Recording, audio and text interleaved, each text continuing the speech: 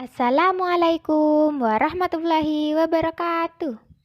Halo teman-teman, kali ini kita akan membahas bab memahami pengertian dan urgensi menguasai metode-metode pembelajaran Al-Quran. Mata kuliah, baca tulis Al-Quran anak usia dini. Nah, sebelum kita membahas bab ini, yuk kenalan dulu dengan anggota kelompok 4.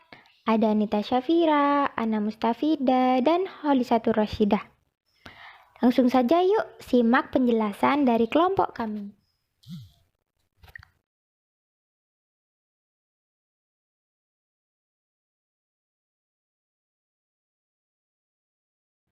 Saya Nita Syafira, kali ini saya akan menjelaskan tentang metode pembelajaran Al-Quran. Nah, sebelum itu kita harus tahu dong, metode itu berasal dari bahasa apa? Nah, metode itu berasal dari bahasa Yunani yang terdiri dari dua kata, yaitu meta yang berarti melalui dan hodos yang berarti jalan atau cara. Udah tahu dong? Nah, selanjutnya, metode berarti jalan atau cara yang harus ditempuh untuk mencapai suatu tujuan tertentu.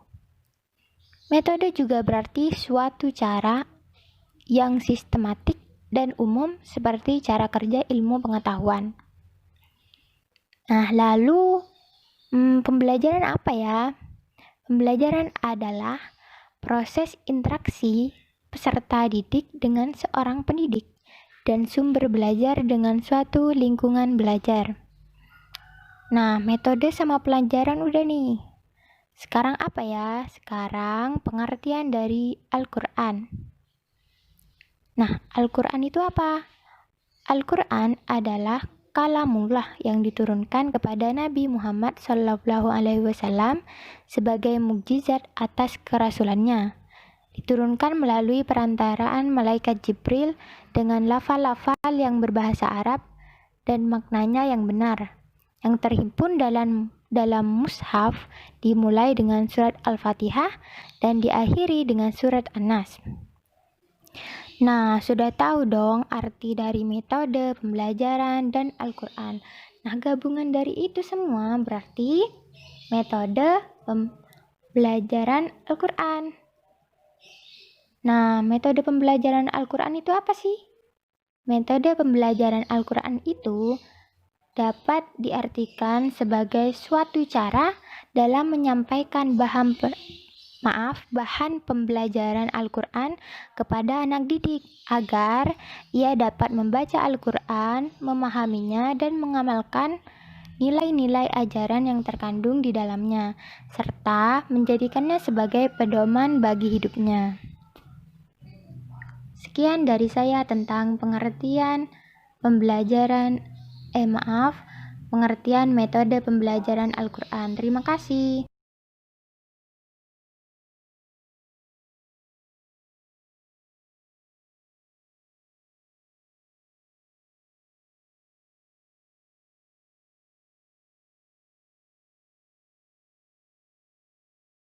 Assalamualaikum warahmatullahi wabarakatuh. Saya Holisatur Rasyidah di sini akan menjelaskan tentang urgensi menguasai metode pembelajaran Al-Quran, yaitu yang pertama adalah sebagai tuntutan wajib dalam memahami Al-Quran. Apabila ingin belajar Al-Quran, komponen yang paling utama yang harus kita lalui yakni belajar baca tulis Al-Quran. Sebelum menuju lebih langkah lebih jauh, ibarat menurut ilmu, memulainya harus dari paling dasar dan tidak bisa langsung ke jenjang teratas. Kemudian yang kedua, menjaga kemurnian Al-Quran dari perubahan lafaz dan maknanya. Pembelajaran baca Al-Quran ini dijadikan sebagai pemeliharaan Al-Quran dari perubahan lafaz dan maknanya dalam menjaga keaslian dan keotentikan Al-Quran. Karena apa? Adanya globalisasi ini menyebabkan eksistensi Al-Quran tersisihkan karena kemajuan teknologi yang semakin pesat dan canggih. seperti halnya problematika pemalsuan ayat Al-Quran dan penafsiran makna yang berbeda-beda, sehingga pelajaran baca tulis Al-Quran itu perlu diterapkan pada kehidupan sehari-hari. Kemudian yang ketiga, sebagai motivasi kepada peserta didik, pembelajaran baca tulis Al-Quran ini dijadikan sarana bagi siswa mencintai kitab sucinya, mempelajarinya, dan mempraktikkan ajaran dan nilai-nilai yang terkandung dalam Al-Quran sebagai sumber utama ajaran Islam dan sekaligus menjadi pegangan dan pedoman hidup dalam kehidupan sehari-hari.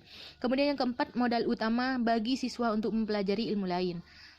Dengan bekal kemampuan baca tulis, siswa dapat mempelajari ilmu lain dengan mengkomunikasikan gagasannya dan dapat mengekspresikan dirinya apabila dasar-dasarnya sudah menguasai. Untuk memperdalam ilmu Al-Quran, tidak mengalami permasalahan-permasalahan yang berarti seperti itu.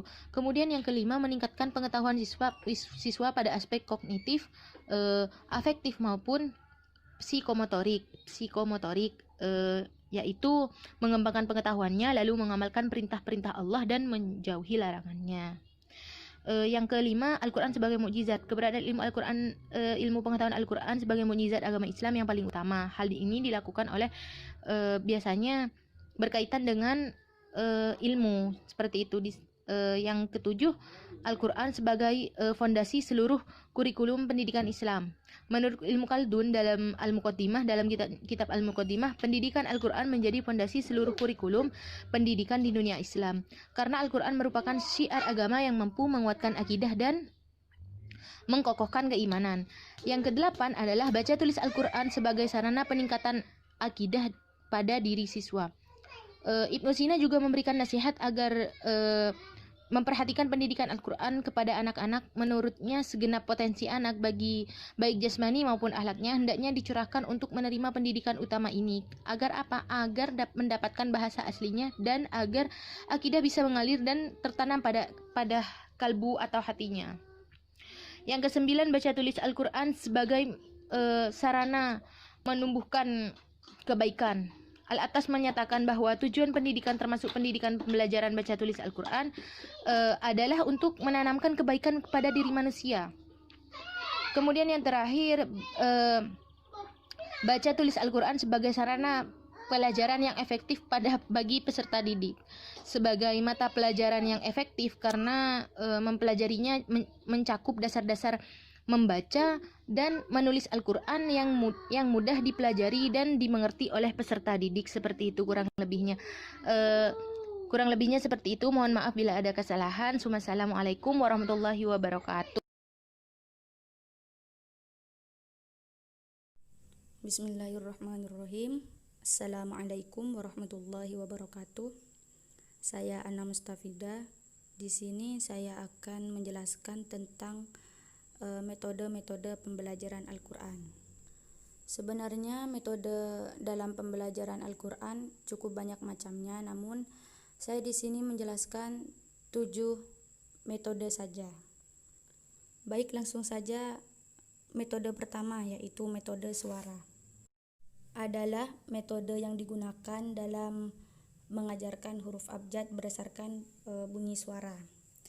Contohnya, ba fathah ba, ba kasroh bi, ba dhammah bu, ba bi bu. Kemudian metode yang kedua adalah metode kata-kata.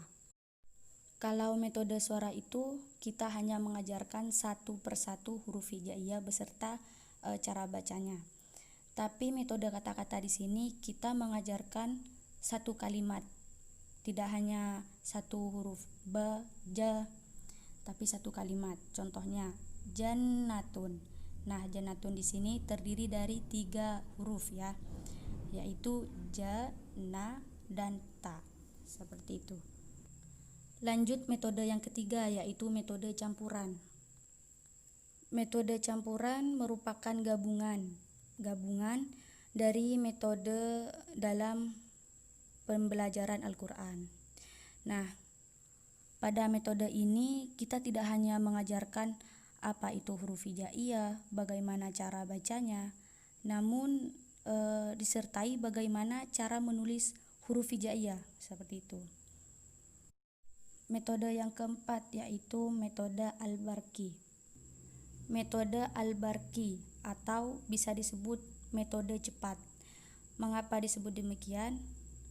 Al-Barqi di sini berasal dari kata al-barqu yang berarti kilat.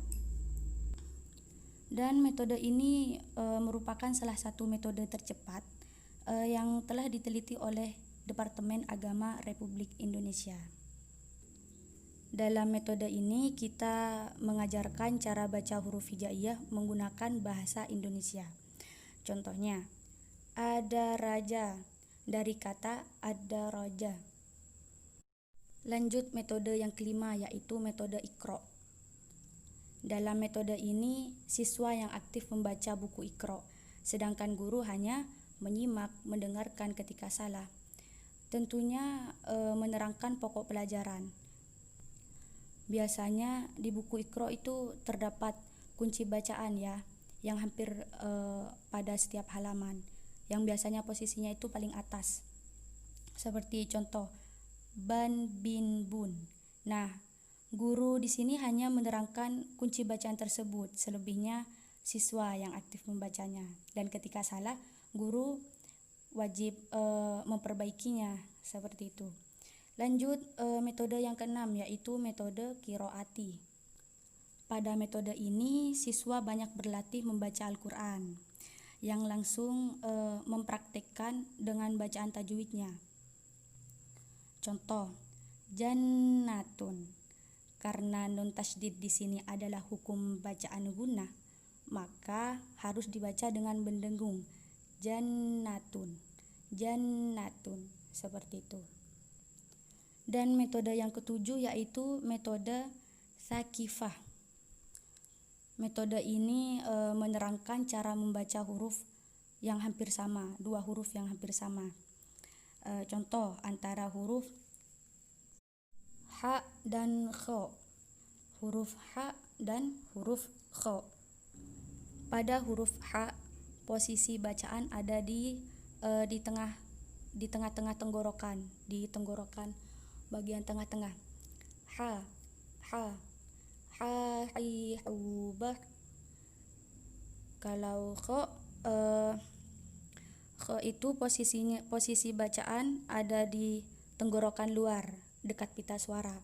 Kho, kho, kho, hi, hu, ba. Jadi beda ya, ha dengan kho, seperti itu. Baik, itu saja yang dapat kami sampaikan. Kurang lebihnya mohon maaf. Wassalamualaikum warahmatullahi wabarakatuh. Nah, sudah jelas kan penjelasan dari kelompok 4 tentang memahami pengertian dan urgensi menguasai metode-metode pembelajaran Al-Quran. Semoga ilmu yang kita dapat menjadi ilmu yang bisa bermanfaat bagi kita semua. Sekian penjelasan dari kelompok kami, kurang lebihnya mohon maaf. Wassalamualaikum warahmatullahi wabarakatuh.